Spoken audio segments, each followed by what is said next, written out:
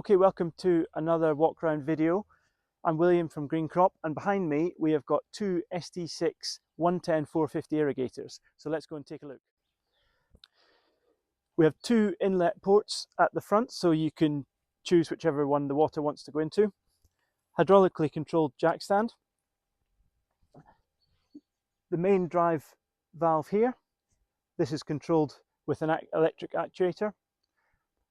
Turbine, aluminium cased, and then the turbine is also away from the gearbox, so if there's any water leaking from here, it doesn't penetrate into the gearbox, so that saves a bit of cost. Also then it's belt driven to give you a range of gears. If you've got low flow, you can still run this machine all the way down to 6 bar because of the efficient impeller in here.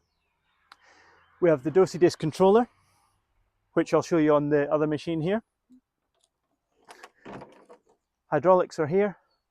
We have the turntable, up and down for the jack at the front, and then up and down for the legs at the back. Fully galvanized chassis.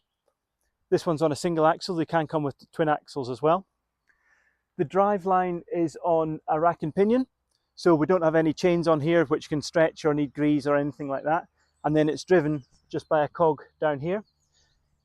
There's a sensor on that cog for the speed, which helps with the winding of the irrigator. There's a stop sensor in here, so there's 2 layers of protection. You've got your knockoff bar here when it comes in, but also it's got a stop sensor.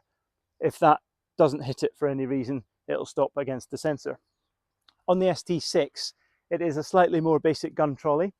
Again, still fully galvanized, 3 wheels, plus extra wheel weights that can go in here if need be.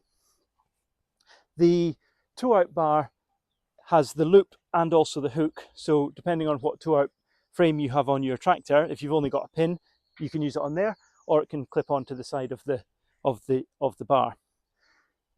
Offset swan neck gun. So this is a Concord gun, which is pretty decent spec, to be honest. And then the offset means that the actual gun is always dead in the middle of the row of potatoes. So if you've got 36 meters either side, that'll be exactly in the middle, giving an even coverage of water. The machine over here is exactly the same, but we can see this side. This is the chain which times the hose. And if I look just in here, in this box here, we have a scroll that goes along with the timing of the drum, which keeps the hose tight up to the next one, and it doesn't overlap at all. Standard LED lights on these machines. We've got an end of wind beacon at the top. So if you're pulling this out 400 meters and you can't see back to whether the hose is empty or not, the beacon will come on just before that happens. And also the inside of this drum is painted red, so you'll see that too. Lastly, around here, just a quick look at the Dosi-Disc controller, which is in here. This one's powered up, so it's a new screen. This has been redeveloped in the last couple of years, and again last year, so it's a 4G module now, which has app controllability.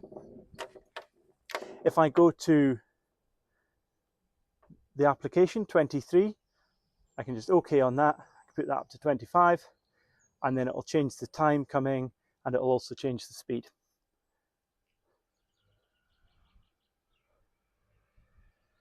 And that is the panel, dead basic to work. The flow meter is here, so you'll always normally have a flow meter at the pump, but you could have water pressure or flow degradation by the time it gets to the irrigator.